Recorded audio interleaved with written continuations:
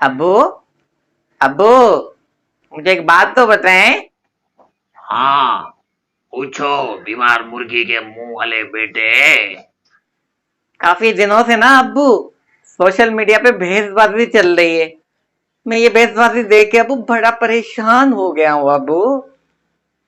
अबे ओ गरीबों के हमजा आबासी, तेरी माँ सारा दिन मुझसे शोर शराबा भेसबाजी करती रहती है, उसकी तुझको परवाह नहीं।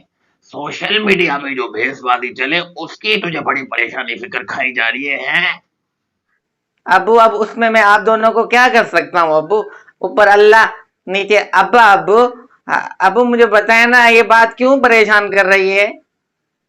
हाँ बता, क्या बात खराब लग रही है? क्या खराब देखा तूने? यही बात अब्बू कि मुझे समझ नहीं आ रहा कि अब्बू मेरा जिस्म मेरी मर्जी ये क्या है अब्बू, मुझे प्लीज बता दें अब्बू।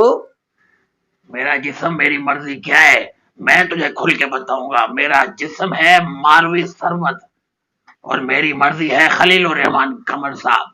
हाँ, आई बात समझ में? हाँ अब्बू ये सही है।